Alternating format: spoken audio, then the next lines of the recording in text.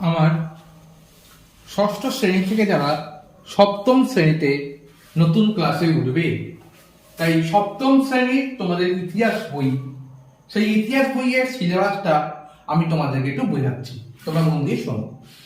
দেখো, এইটা হচ্ছে তোমাদের ইতিহাস স্কুল থেকে দেওয়া অতীত এবং ঐতিহ্য সপ্তম শ্রেণীর ইতিহাস বই। আশা করি তোমরা সবাই দেখতে পাচ্ছ।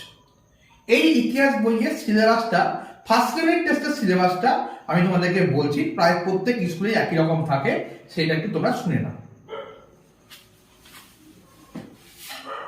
সপ্তম শ্রেণীর ইতিহাস সূচিপত্র, দ্বিতীয় অধ্যায় ভারতের রাজনৈতিক ইতিহাসের কয়েকটি ধারা, খ্রিস্টীয় সপ্তম থেকে দ্বাদশ শতক।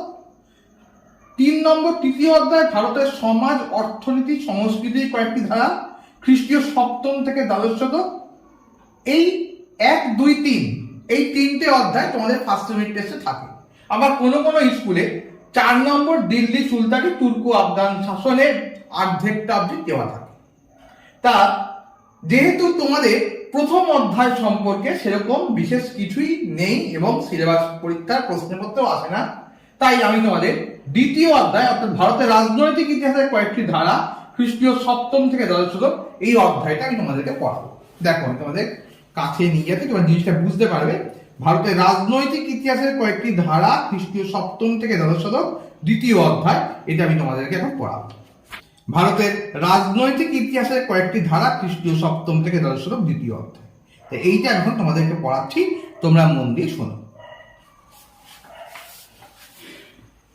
দেখো, তোমাদের রয়েছে কি যে প্রাচীন বাংলা, আমরা ভারতবর্ষের অধিবাসী, ভারতের যে অংশে আমরা থাকি তার নাম পশ্চিমবঙ্গ।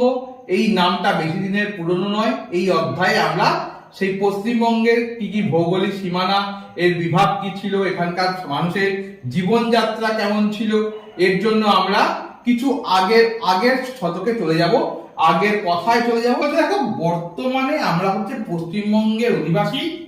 প্রাচীনকাল থেকে ভারতে এই অংশ কি কি নামে পরিচিত ছিল? বঙ্গ, বঙ্গাল, বেঙ্গালা, বেঙ্গল ইত্যাদি নামে পরিচিত ছিল। এইসব নামকরণ কিন্তু দিয়েছে বিভিন্ন ভ্রমণকারীরা।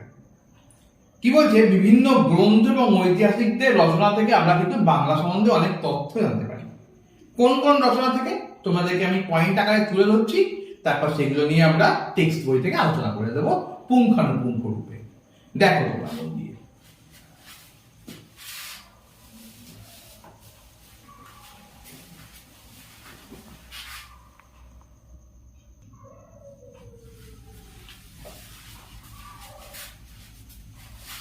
দেখো, বিভিন্ন গ্রন্থে লেখা বিভিন্ন রচনা থেকে বঙ্গ বা বাংলার উল্লেখ পাওয়া যায়।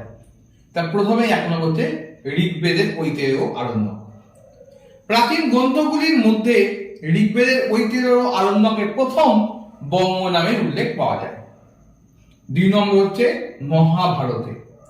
মহাভারতের বঙ্গ, পুণ্ড, সূক্ষ্ম এবং তাম্রলিপ্তের উল্লেখ রয়েছে। এইসব বিভাগকে সেখানে এক একটা রাজ্য হিসাবে আলাদা করা হয়েছে। নেক্সট পয়েন্ট দেখো, অর্থশাস্ত্র। কি বলা হচ্ছে? কৌটিল্যের লেখা অর্থশাস্ত্রে বঙ্গ বা বাংলার কথা জানতে পারা যায়। তারপর হচ্ছে কালিদাসের লেখা কাব্য। মহাকবি কালিদাসের লেখা রঘুবংশম কাব্যে বঙ্গ এবং সূক্ষ্ম নাম দুটির উল্লেখ পাওয়া যায়। নেক্সট পয়েন্ট, মিনহাজ ই সিরাজের লেখা। কি বলছে? মিনহাজ ই সিরাজ হলেন খ্রিস্টীয় ত্রয়োদশ শতকের বিখ্যাত ঐতিহাসিক। তিনি তার লেখাতে প্রসঙ্গক্রমে বঙ্গ রাজ্যের কথা বলেছেন। নেক্সট, আইনি আকবরী গ্রন্থ। মোগল আমলের প্রখ্যাত ঐতিহাসিক আবুল ফজলের লেখা আইনি আকবরী গ্রন্থে বঙ্গ রাজ্যের উল্লেখ রয়েছে। তিনি বঙ্গকে সুবা বাংলা বলে উল্লেখ করেছেন। সুবা কথার অর্থ হচ্ছে প্রদেশ। লাস্ট পয়েন্ট, ইউরোপীয় ভ্রমণকারী এবং বণিকদের লেখা। বহু ইউরোপীয় ভ্রমণকারী ও বণিক ষোড়শ, সপ্তদশ এবং অষ্টাদশ শতকে, মানে 1600, 1700 এবং 1800 সালে এই অঞ্চলে এসেছিলেন। তারা এই অঞ্চলের নাম করেছিলেন বেঙ্গালা। স্বাধীনতার আগে এই বিরাট ভূখণ্ড বাংলা বা বাংলাদেশ বা বেঙ্গল নামে পরিচিত ছিল।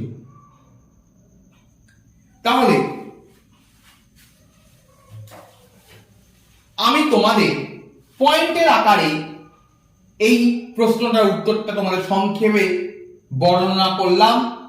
তোমাদের যদি এই প্রশ্নটা দেয়, এই প্রত্যেকটা পয়েন্টের ভিত্তিতে লিখিত আকারে লিখতে হবে, তাহলেই তোমরা সম্পূর্ণ নম্বর পাবে। এবং টেক্সট বইটা তোমরা বাড়িতে ভালো করে পড়বে। পেজ নম্বরটা তোমাদেরকে আমি বলে দিচ্ছি, পেজ নম্বর 7 থেকে 8, তার মধ্যেই তোমাদের এই উত্তরটা রয়েছে। এই উত্তরটা বাড়িতে ভালো করে পড়বে, পড়া মুখস্থ করবে এবং খাতায় লেখা প্র্যাকটিস করবে। তোমাদের যদি কোনো প্রশ্ন থাকে তোমরা কমেন্টের মাধ্যমে আমাকে জানাবে, আমি তোমাদের উত্তর দেওয়ার চেষ্টা করব। আর যদি তোমাদের ভালো লেগে থাকে তাহলে লাইক, শেয়ার, কমেন্টস এবং সাবস্ক্রাইব করবে এবং পাশে থাকা বেল আইকনটা প্রেস করে দেবে। তাহলে আমি যখনই নতুন ভিডিও আপলোড করব সাথে সাথে তোমাদের নোটিফিকেশনে চলে যাবে। আর তাহলে এই বলেই শেষ করলাম। নমস্কার, তোমরা সকলে ভালো থেকো।